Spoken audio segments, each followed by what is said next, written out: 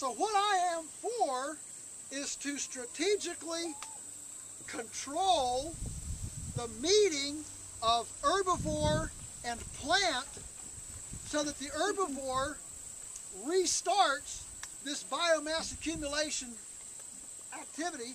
The cow is the biomass accumulation restart button. Now, if we look at herbivores in nature, you know, the wildebeest on the Serengeti, the American bison, the Cape buffalo in Botswana. If we look at herbivores in nature, what we see are three things. One is they're always moving. They're moving onto fresh ground, away from yesterday's toilet area and flies. They're always mobbed up. They're not, the wildebeest don't spread out all over the Serengeti, you know, and each carve out this is my quarter acre, you know, I'll stay right here. No, they're all mobbed up, you know, tight together. Why? Predators. Predators. Camera moves around to the bushes, and there's a tiger, a lion, a leopard, right? So it's for predation, for predator protection. And the mobbing makes them graze very aggressively and less selectively, all right? And then the third thing is they're mowing. They're mooing or mowing? Every 12-year-old child knows the difference between an omnivore, an herbivore, and a carnivore, right? You learn it in pretty early in biology and science classes, right? Well, can anybody then explain to me why the U.S. in its infinite credentialed wisdom, took farmers like me to steak dinners for 30 years to teach us how to feed dead cows to cows, because this was the new progressive science. They did it because our culture, being a natural, modern extension of the Greco-Roman Western reductionist, linear, compartmentalized, fragmentized, systematized, disconnected, democratized, individualized, parts-oriented, all about me kind of thinking, views biology as fundamentally mechanical, not biology. They view life as fundamentally mechanics rather than biological. And so we can tear apart the pieces and the parts. See? And you know, and that's why what we're about here with Weston A. Price is whole foods. The nourishing foods are the whole thing, including nose to tail of the animal. We don't just eat boneless chicken breasts. You know, 30 years ago, you couldn't even buy a boneless, skinless breast in the supermarket. You know, 80 years ago, there was no supermarket. 30 years ago, you couldn't buy a boneless, skinless breast. If you wanted a boneless, skinless breast, you had to buy a whole chicken, go home, take a knife, and carve it out, right? Today, half of our customers don't even know a chicken has bones. You know, they think there's a bunch of boneless, skinless breasts just walking around. We go to the breast tree, you know, and pick them off or something. So we're into using the whole food, the whole thing, okay? So the cow is the biomass accumulation restart button. And the U.S. basically runs on the philosophy that if we can grow it faster, fatter, bigger, cheaper, that's all that matters. And so, of course, you know, for 30 years they told us to feed dead cows to cows, and eventually gave us mad cow disease. And if you really want to sound educated, practice in the mirror saying bovine spongiform encephalopathy. And if you can do that, you will immediately become credentialed. Okay? Yeah, mad cows. All right.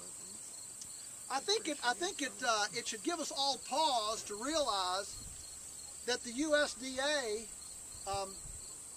gave us this problem.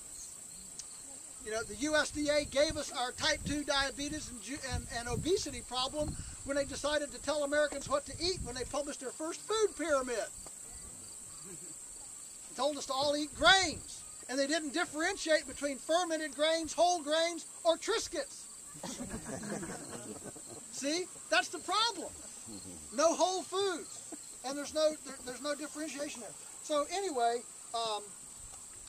if you haven't figured out yet, I don't want to extend the U.S. powers. I think they've got plenty of power. In fact, if I were president, I'd probably close them down tomorrow. But anyway.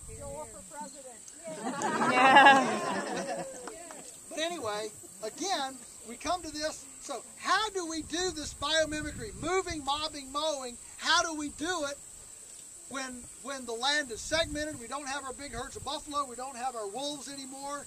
How do we do that? We use high-tech electric fencing. This is the aha of our day that allows us in our era to be able to biomimic this moving, mobbing, mowing model to even a better extent with more finesse, more appropriate massage than nature did with wolves and buffalo and fire. Okay? So every day the cows get a new paddock. So we drove through a couple ones that we had when we had rain, and then of course yesterday they were where you are. Today they're here. Tomorrow they'll go to another paddock. So every day about 4 o'clock the herd moves to a new paddock. They're confined. You see electric fence going right up here, right around here. Now this is one tiny portion. We have right now we have about 850 head of beef, but again they're scattered out in these other herds. But all of them get moved every day to a fresh spot. Well, if you're going to move them every day, what are we going to do about water? I already told you about the water. So there's the water trough up there. It's hooked into the water line, gravity fed from a pound up the mountain. What are we going to do about shade? There's portable shade. So the shade moves with them every day. So they drop their manure in the fields. It increases their comfort. And we're now building shade mobiles for our rental farms as well. They're very cool. They're 20 feet by 24 feet on hay wagon chassis. We can hook them together, so you can actually hook 4 together in one train, big enough for 250 head herds. Okay, and that way you can move them around on the slopes, bramble piles. You can put the fertility where you want it instead of a campsite where the cow wants it. So what does this do, big picture? In Augusta County, again, context. You know, we have this notion that to be ecologically sensible, to be environmentally, to have environmental integrity, you have to sacrifice the economy, and to have, to be economic, you have to sacrifice the environment. In our county, the average cow days per acre, all right? A cow day is what one cow will eat in a day. One cow day, all right? It's like bushels, like inches, it's a measure, all right? In our county, the average cow days per acre is 80. In other words, if you buy 100 acres of pasture, go down to the NRCS office, and ask them how many cows should I buy, they'll tell you 25. All right? It's roughly an 80 cow day deal. All right?